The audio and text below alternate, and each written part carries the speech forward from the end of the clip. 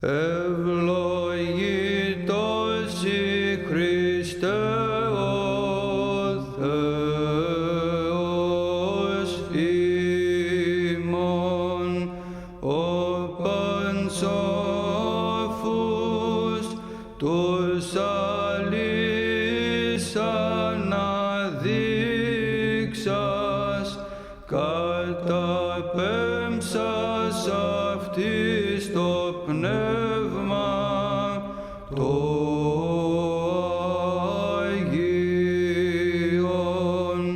και δι' αυτόν την οικουμένην σαγηνεύσας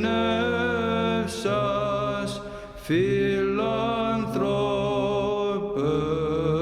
δόξα σοι.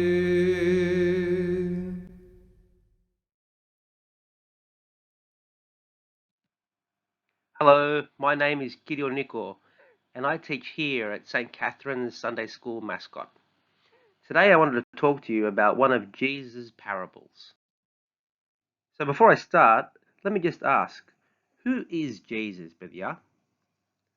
While he was among us, Jesus gave his followers many stories, many examples and parables, which gave them a better understanding of who he is. Here are a few ways Jesus described himself. I like to call these things the I ams of Jesus. You'll see what I mean in a second. Let's just see if you recognize any of these sayings. So Jesus said, I am the bread of life. I am the light of the world. I am the door. I am the true vine. I am the way, the truth, the life. And my personal favorite, I am the resurrection and the life. So we could have many Sunday school lessons on each and every one of these I ams of Jesus. But today we're going to talk about this one. I am the good shepherd. Now, what is a shepherd, Bivya? Maybe we've heard the term before, maybe not. We probably haven't seen one ourselves because we all live in cities. Well, this job, the shepherd, it's been around for about 5,000 years. It's one of the world's oldest occupations, and it still exists in parts of the world. Back in Jesus' time, 2,000 years ago, shepherds were everywhere and very important, hard-working people. People really needed the wool from sheep to keep them warm during the cold winters before there was anything like heating. The life of a shepherd is very hard. There weren't many big fences back in those days, so as a shepherd, you had to somehow take a big group of sheep from hill to hill and river to river so that they can eat and drink and grow their wool. While the shepherd was doing this, he had to protect the flock from wild animals that would attack them, so he always had to be alert to make sure no harm would come to his sheep or even take one of them. The sheep try their best, but often they tend to put themselves into danger's way and don't know how to get out of it.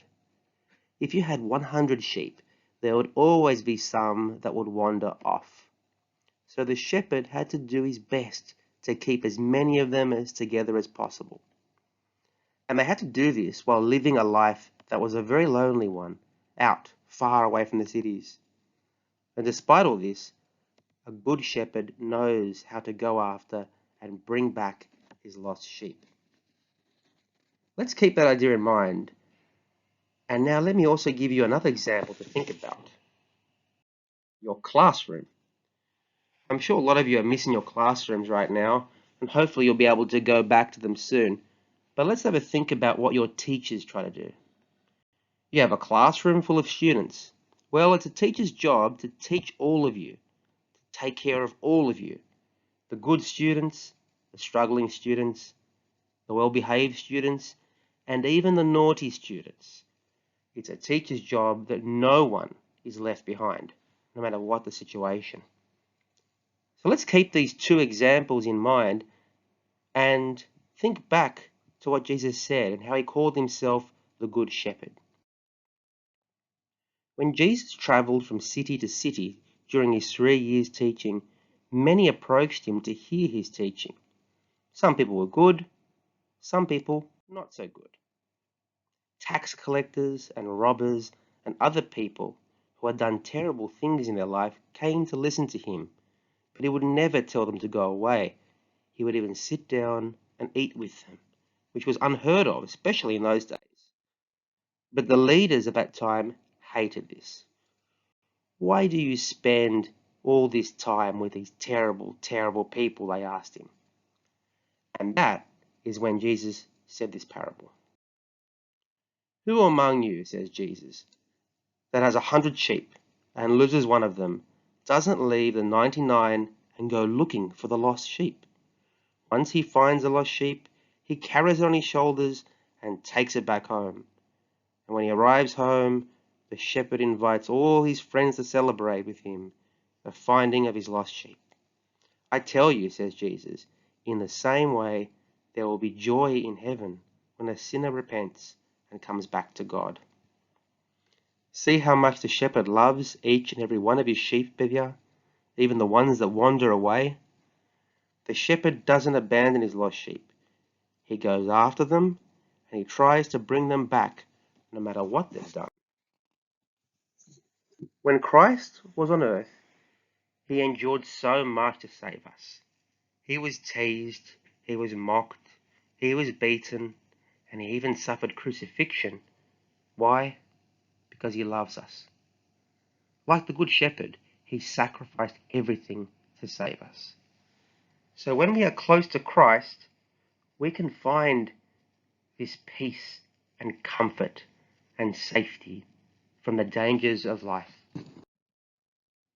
So when we make mistakes, the Good Shepherd runs to protect us from the devil and all the other dangers.